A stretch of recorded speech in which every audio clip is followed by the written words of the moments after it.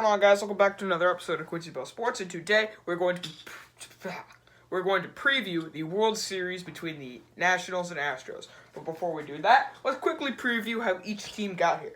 The Nationals, had to fight and claw and barely get into the wild. Well, they didn't barely get into the wild card spot, but they still needed to get into the wild card game.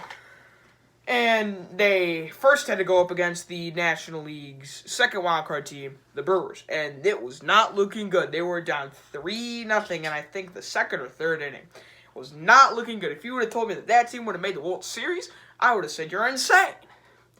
But they followed that up with a home run by Trey Turner and an enormous 3-run double by Juan Soto. Got them to the DS against the Dodgers. But then the Dodgers came out and stomped them in Game 1.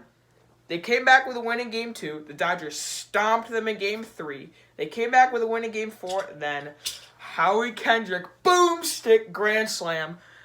And sooner or later they're in the NLCS. Then they went up against the Cardinals and completely stomped the Cardinals for 4 straight games. And here they are. The Astros had a bit of a different road. The best record in the MLB, unanimously, pretty much. They had to face the Rays in the first round, and they got up 2-0 out of the Rays. Everyone's like, all right, easy sweep for them.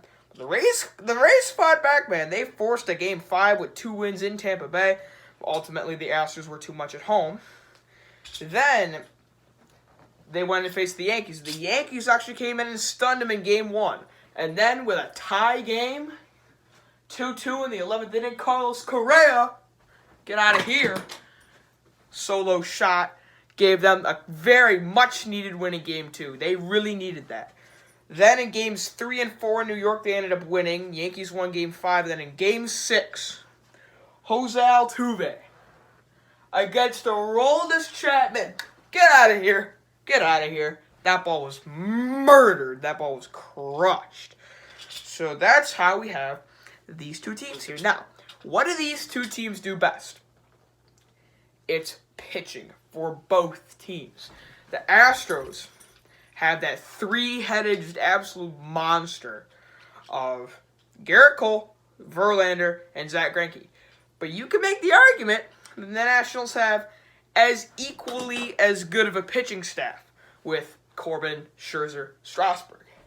So, I swear, side note, if any of you complain that baseball is boring after watching the World Series because there's not enough scoring for me, just don't do that, because you are about to see some of the best pitchers on the entire planet work their craft. They said that of those 6 pitchers I mentioned, they're all in the top 16 starters in baseball.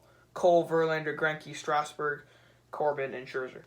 Now, Game 1 will probably be Scherzer versus Cole. It's pretty even for me. It's going to probably revolve around which team's offense shows up more. And I think that's going to be Houston. I think they'll jump out 1-0. Then you've got Verlander versus Strasburg. I can see the same result happening. When it shifts to Washington, they say a series isn't over until someone wins on the road. I think that the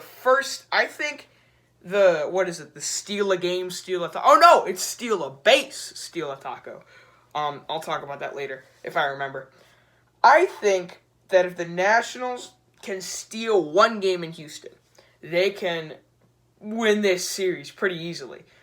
Now, that's going to be really hard because the Astros, I don't think they've lost a game. They've lost one game all postseason at Minute Maid. They're 6-1, I think. 5-1. They're 5-1 at Minute Maid Park. Is it still called Minute Maid? I think it is. And I think the Nationals are going to have to steal a game there. So they need either Scherzer to outpitch Cole, which I think is very likely to happen. They could either have Strasburg outpitch Verlander, which I don't think will happen, or they could have their bats outhit Houston, which is going to be a very tall order. Because the Astros, their bat, they bat 1 through 9. They're just fantastic. And here's the thing.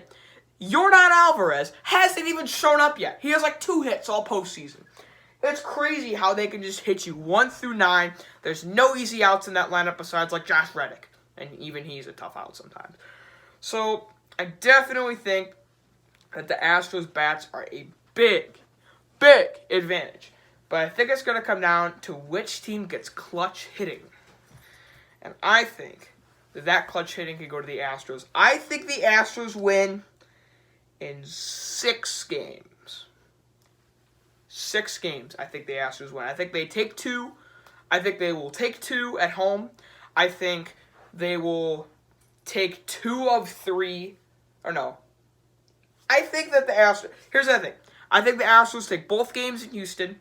I think that the Nationals will take 1 at home. And then I think the Astros will take the next 2 at home. I think the Astros win in 5 games. But I'm telling you, the one key you got to look for in this series, if the Nationals steal 1 in Houston, this series just flips. On a dime, it flips that much. I seriously think the Nationals, if Rendon shows up, if Soto shows up, I think that this series can be very close and competitive. But I do think that if the Nationals kind of don't show up in a big way, it could be done fast. Now, 2 things I wanted to mention. My pick for World Series MVP, I'm going with a dark horse candidate, and I'm going with Yordan Alvarez. And the reason for that is he hasn't shown up the entire postseason. I'm telling you, from someone who plays baseball myself, once you break out of a slump, it feels like you're on top of the world and you'll just start hitting like a monster. That's what I think will happen to Yordan Alvarez. And the steal a taco, I don't know if Taco Bell's still doing that, but the first person to steal a base, we'll go with Trey Turner. That kid can fly. But anyway, thank you guys for watching. Let me know your picks in the comments, and I'll see you guys next time. Peace out, everyone.